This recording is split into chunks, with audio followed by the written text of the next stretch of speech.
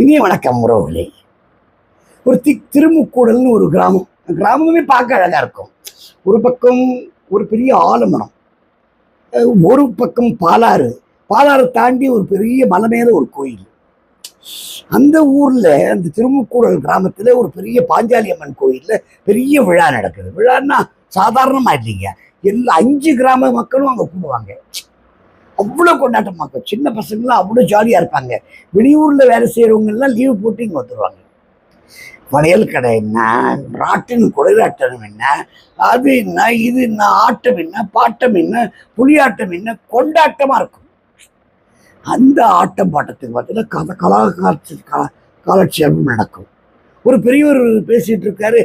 ஒரு விஷயம் சொன்னா உங்களுக்கு ஆச்சரியமா இருக்கும்.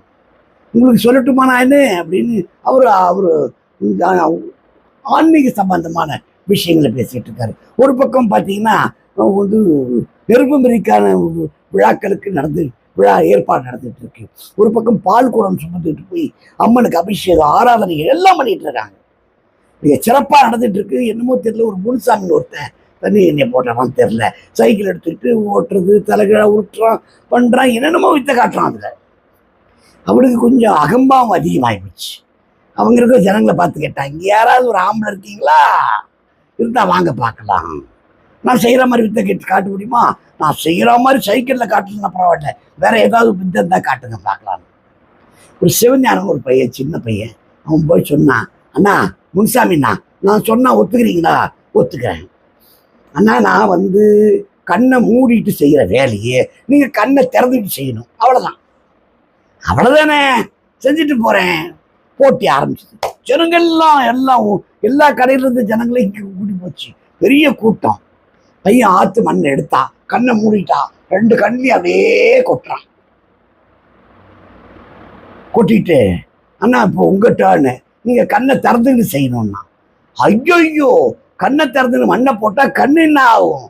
நான் வரலப்பா இந்த ஆடத்துக்கு, நீங்க தான் ஜெயிச்சுதான் வச்சிங்கன்னு சொல்லிட்டு ஓடியே போயிட்டா. ஆக மகிழ்ச்சிங்கிறது எல்லா இடத்துலையும் இருக்கு, எல்லா வயசுக்காரங்கிட்டையும் இருக்கு. அந்த புத்திசாலித்தனமும் அந்த ஒரு சந்தோஷமும் இருக்கும் வரையிலே அந்த குடும்பம் சந்தோஷமாக, எல்லா குடும்பமும் சரி. வெளியே நகரத்திலிருந்து வர்றவங்களாம் அது புதுசு. அந்த அவ்வளோ கொண்டாட்டம், அந்த ஆட்டம் பாட்டம், என்ன கரகாட்டங்கள், என்ன சந்தோஷமா இருக்கு. எல்லாரும் சுவாமியை கும்பிட்டு அந்த ஊர் நல்லா இருக்கு, இந்த நாடு நல்லா இருக்க பிரார்த்தனை பண்ணிட்டாங்க. உடம்பு சுகமா இருக்க, ஆரோக்கியமா இருக்க வாழ்த்துக்கள்.